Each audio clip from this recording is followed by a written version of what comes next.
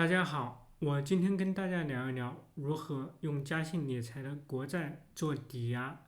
然后去融资去炒短线。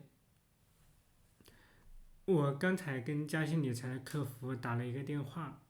意思就是说，如果是说我买美国的那个国债 ETF，比如说 SGOV，大家知道在保证金账户上 SGOV 它是需要有一笔最低的保证金要求，剩下的部分自己可以当成融资拉过来再去投入股票了。我上一期节目给大家介绍了我 B 站的这支票，大概是4到5天的时间都盈利了160多美金，这个是短期的盈利，我不想做长期，所以就比如说我想1到2天的交易的时候，我能够去赚多少钱。那么现在我把主要的钱不能全部放成现金放在这儿，于是我就问了嘉信理财的客服，假设是说我的大部分钱都买成债券之后，然后我再用融资的钱去做短线，这种操作模式，我如何知道债券的钱它的保证金是多少？那这样的好处就是说，你的所有的现金都可以拿过来去买 SGOV 之类的国债，相当于说你每年有固定的5个点的百分比了，在百分比的基础之上，你可以再释放一部分资金出来做股票的短线。后来客服告诉了我一个办法，然后在 research 这儿，大家可以看到这儿有个 research tool。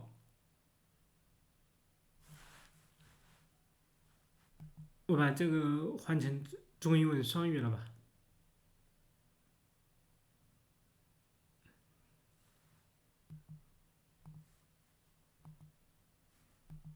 对，再翻成简体中文，对，这样有时候看着方便一些。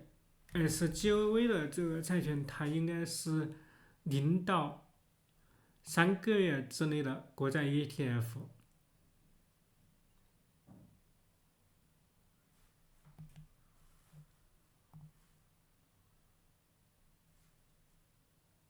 0到3月的国债超短债的组合，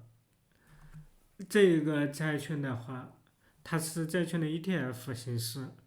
但是每年的年化率大概在4%、5%左右，也就是自己躺着就能赚这么多钱。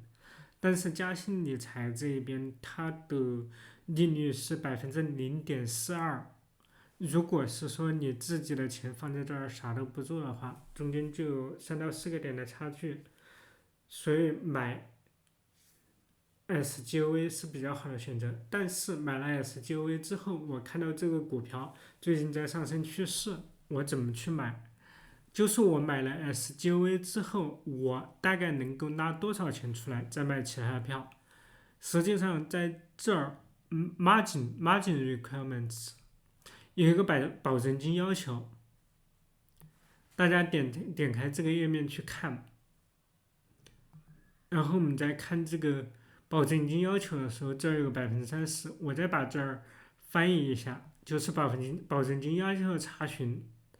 这个查询的话，它这儿标了一个4，就是某些投资，包括 ETF，有可能无法立即获得保证金。股票价格低于3美元，具有100%的初始维护要求。保证金要求可能随时更改，也就是这个保证金要求是什么意思？假设是说有1万美元买了 SGOV 的国债，实际上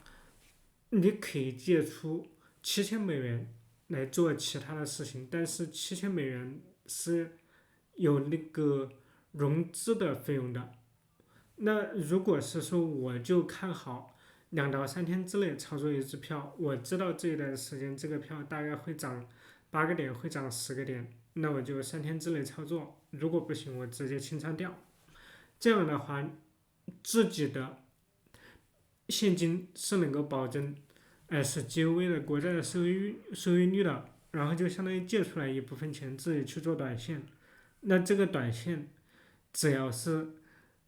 在它的保证金要求之内去做就行了，因为 SGOV 的话，它的股票，它这个 ETF 大幅下跌的可能性不大，基本上是稳步上涨。所以，如果保证金的比率不变的话，是没有任何风险的。我后面是打算用主要的现金去做保证金，是做 SGOV 的国债，然后把它的保证金拿过来去操作股票。比如说每次我就比如$1000、$2000这个样子去操作，操作3到4天之后就结束了，这是我的打算。但是还要补充一下，它只能是说买股票或者 ETF 的时候可以这么去做，买期权的话必须要现金去做。如果说自己有期权的买方的想法的话，那比如自己可以留一定的期权买方的费用放在这儿，专门去做期权。这是我今天给大家介绍的这个比率的情况。还有另外一个问题，国债那一部分是有保证金的，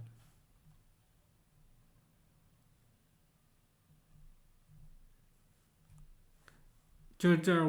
我这边有个固定利率的有一个保证金，比如说这一支票，这个它就是它的固定的利率了，到期收益，比如说它现在的价格是多少？现在的价格是1976，实际上是到今年的5月15号的时候，25年5月15号的时候，我就能以$2000能够直接把这个现金兑出来了，这个算是固定收益了。那这个固定收益的一个问题了，我也问了客服，客服说好像是有保证金，但是我们这一边是在网页这一端查不出来的。那如果是说大家是想用自己的国债去做抵押，然后再把融资的钱拿过来去炒股的话，我建议去买 SGOV 这类的 ETF，就不要买这类固收了。但是我现在这个固收的话，总共差不多是$2000吧，$2000的固收，问题也不大。这是我现在对于国债 ETF 和国债这边分析的一些情况，希望大家喜欢，谢谢。